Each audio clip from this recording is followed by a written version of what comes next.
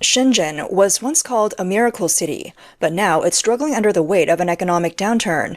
Everywhere you go, you see homeless people. Many of them come from other places with dreams of finding a good job in Shenzhen, but things didn't go as planned. They ran out of money and couldn't find work. With no ways to pay for even a cheap hotel, they now sleep on the streets. These scenes have become a painful reminder that the so-called prosperous city has deep problems hiding under its surface. Have you noticed something? 10 years ago, when Shenzhen had just over 10 million people, late-night food stores were still packed at 3 a.m. Now the population is nearly 20 million, but Longgang's industrial area is empty, Boan's villages are quiet, and even top shopping districts like Coastal City and Dongmen are full of for rent signs. So where did all the people go? Meanwhile, office buildings in Shenzhen are half empty. The skyline is filled with tall buildings, but more and more offices are sitting unused. Startups are shutting down one after another. Even the big tech companies are cutting jobs and tightening budgets. There are constant rumors on the street about businesses pulling out or closing down. Shopping areas are filled with discount signs, but hardly any customers. Shenzhen, once praised as the city of innovation, seems to be entering a time of serious slowdown and major change. 给你们看看 深圳一直在建楼 Let me show you. Shenzhen just keeps building more and more office buildings. But do we really need this many? In the city center, nearly 40% to 50% of offices are sitting empty. Are there really that many people still coming to Shenzhen to work? 再这样下去的话， If this keeps going, how much longer can ordinary workers survive? This is the real situation now, even if it's hard to believe. I've worked in finance in Shenzhen for 8 years. On the surface, it looks busy. Traffic everywhere. But in reality, this is a city where the average salary is about 6,000 yuan and many people are paying more than 10,000 yuan a month in loan repayments. Big companies are cutting salaries and laying people off. Small businesses are on the edge of closing. The people running shops on the street are barely getting by. After a whole month of hard work, most of the profit goes to the landlord. Maybe only 1 or 2 stores in an entire block are really making money. A lot of people are just trying to keep their credit score alive, borrowing from one place to pay another, always under pressure. If I had to sum it up in 2 words, I'd say, just surviving. Experts say the average person in China has more than 300,000 yuan in savings. But if you ask me, the average worker in Shenzhen is probably 300,000 yuan in debt. That's the real situation for most of us. The unemployment rate in China is terrifying. A while ago, I tried to hire someone for a part-time job just feeding birds. It paid a little over 1,000 yuan a month. I posted a job online and over 400 people applied for a job that pays only about 15 yuan an hour. That should tell you how bad the job market is. And it's not just unskilled workers. People with skills are also struggling to find work. Now, to survive, people are fighting over jobs that pay just over 1,000 yuan a month. Jobs at factories that pay only about 15 yuan an hour are now being fought over too. 都说今年找工作难。 Everyone says it's hard to find work this year, and today I really saw it for myself. I walked past the factory and saw a job agent shouting 15 yuan an hour, and there were over 30 people surrounding him, all trying to get that job. Just 15 yuan an hour, and it's still that competitive. 今年的人到底是怎么了？ What's going on with people this year? Even metal factories offering just 14 yuan an hour have crowds of people wanting to work there. You can see the job agents smiling, handing out cigarettes and buying water for people. I really don't get it. If it's that bad, maybe it's time to go home. But if wages stay this low, soon even the 14 yuan an hour jobs might disappear. Then what's the point? A car mechanic shared his own story. Because of the bad economy, he's even had to stop eating meat with his meals. 兄弟们，今年注定是难熬的一年呐。 This year is really tough, especially for us in the auto repair business. A lot of repair shops have shut down already, maybe 20% to 30% nationwide. We just can't hold on. I don't even add meat to my dinner anymore because I can't afford it. I can't even pay my workers on time. I don't know how other industries are doing, but I've never felt pressure like this before. Labor costs keep rising. Rent is going up, and customer flow keeps dropping. Even platforms like Douyin aren't working as well anymore. Plus, many people have switched to electric cars, so we see fewer gasoline cars coming in for repairs or maintenance. I think in a few years, this whole industry might be gone. Right now, Shenzhen's manufacturing industry is going through its toughest time ever. In the past year alone, over 2,000 factories have shut down. The production lines that were once busy are now quiet. Workers line up to collect their severance pay, while factory owners are stuck trying to decide whether to stay or leave. There are several reasons why Shenzhen has fallen into this difficult situation. First, the global economic slowdown has hit Shenzhen's manufacturing sector hard. Since 2022, the war between Russia and Ukraine, high global inflation, and interest rate hikes in the US and Europe have all led to weaker global demand. Take electronics as an example. Sales of smartphones and laptops have dropped sharply since 2023. As a result, many of Shenzhen's electronics factories are now facing a severe shortage of orders. On top of that, trade tensions between China and the US still haven't fully gone away. Because of the uncertainty, companies are now more cautious about doing export business.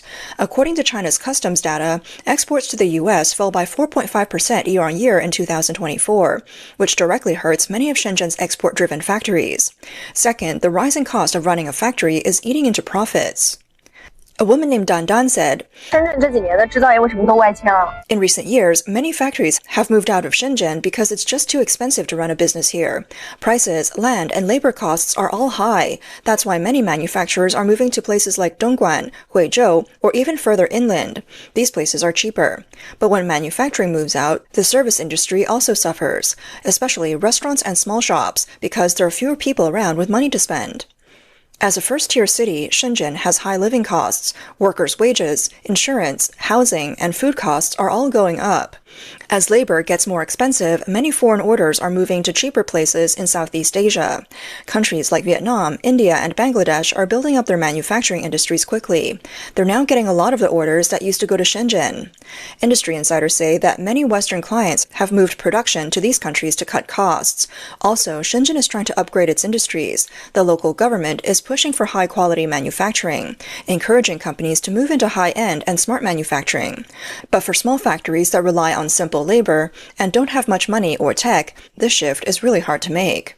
Some people also believe that competition inside the industry itself is another big reason why so many factories are closing down. 兄弟们，今天是2025年的5月15号。 Today's May 15th, 2025. Since February, e-commerce businesses have been shutting down, and factories have been going bankrupt one after another, and who knows how many more surprises are still coming. Here's what I think the problems are. First, a lot of factories got stuck because other companies went bankrupt and didn't pay what they owed. That wiped out everyone's profits. Second, price wars destroyed product quality. Everyone's undercutting each other.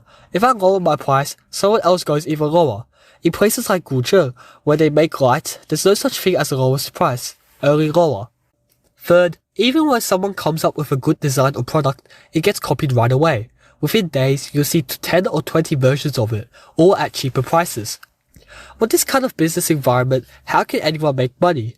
That's why this year is especially brutal.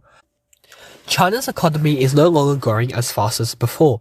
We've entered the stock market era, where the pie isn't getting any bigger, just being split in new ways. So, now it's big fish eating little fish and little fish eating shrimp. It's a time of major shake-ups. Any company without real core strengths and that only competes on price with no standards or principles will be wiped out. Price wars won't help you succeed. They just guarantee you'll never get ahead. Actually, the struggles of Chinese businesses aren't just happening in Shenzhen. Companies across the country are having a hard time. On May 31st, China's National Bureau of Statistics released the latest Manufacturing Purchasing Managers Index, PMI, for May. The data shows that the PMI for May was 49.5%, a slight increase of 0.5 percentage points from the previous month. However, it still remains below the 50% mark for the second month in a row, which means the manufacturing sector is continuing to shrink. Looking at business sizes, large companies had a PMI of about 51%, up 1.5 percentage points, returning to growth territory. Medium-sized companies dropped to 47.5%, down 1.3 points. Small businesses rose slightly to 49.3%, up 0.6 points. Overall, small and medium-sized businesses are still struggling the most. Among the sub-indices, the production index was 50.7%, showing that factory activity is picking up slightly. The new orders index rose to 49.8%, suggesting that market demand is starting to improve. However, several key indicators, including new orders, raw material inventory, and employment, are still all below the 50% threshold. which signals contraction. Senior statistician Zhao Qinghe from the Bureau Service Sector Survey Center noted that a brief pause in the U.S.-China trade conflict helped boost both imports and exports in May. The new export orders index reached 47.5%, and the import index reached 47.1%, both showing notable increases compared to the previous month. Some Chinese companies that trade with the U.S. said they've seen a clear rebound in foreign orders, and the trade situation is showing signs of recovery.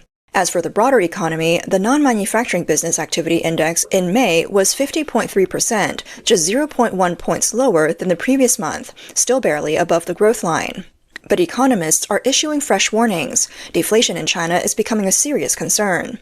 A recent Bloomberg survey estimates that China's Consumer Price Index, CPI, will grow just 0.3% in 2025, the lowest since 2023. Bloomberg also noted that overall prices in China have been falling for 2 years. In fact, for the past 3 months, consumer inflation has been negative, which means prices are actively declining. Dennis Shen, an economist with German rating company Scope, commented that while recent tariff exemptions have offered some support to industrial production and exports, deflation remains the core problem for China's economy. Bloomberg adds that these exemptions provide limited help in an economy suffering from ongoing price wars, a slumping real estate sector, and weak demand. Deflation is eating away at both companies' profits and workers' incomes, creating a vicious cycle, and this could lead to a much deeper economic crisis. When you dig deeper into what's causing this vicious cycle, many believe the real root lies in China's authoritarian political system. At the heart of this system is strict central control.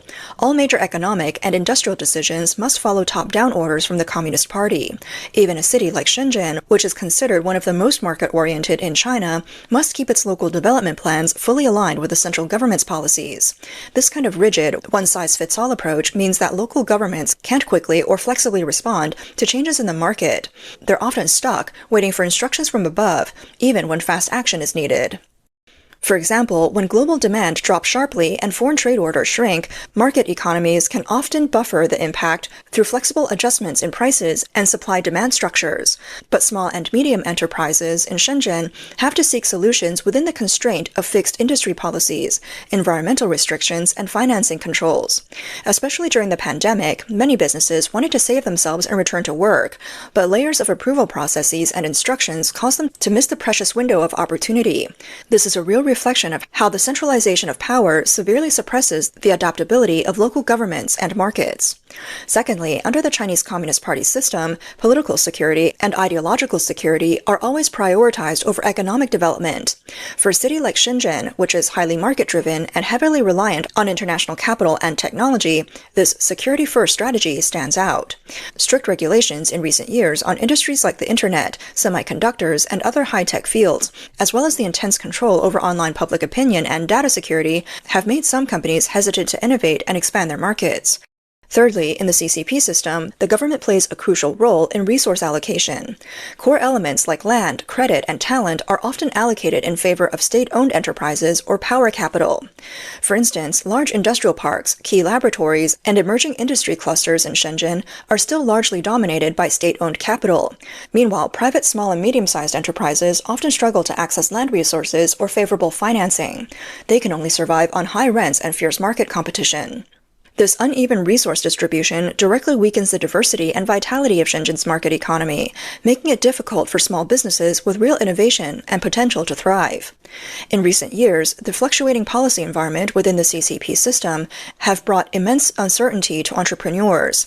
For example, environmental inspections under dual carbon emission reduction goals, repeated crackdowns on internet platforms, and sudden economic regulatory storms often unfold in a highly politicized manner. In such an environment where policies are unpredictable and execution standards are unclear, entrepreneurs find it hard to make long-term investment plans and often remain in a wait-and-see mode. Some business owners complain, the policies change every day and we don't dare to invest. For a city like Shenzhen, which is known for its flexibility and market vitality, the lack of stable policies is particularly fatal. As entrepreneurs lose confidence and hesitate to expand investment or research and development, it ultimately weakens the city's overall innovation capacity and resilience.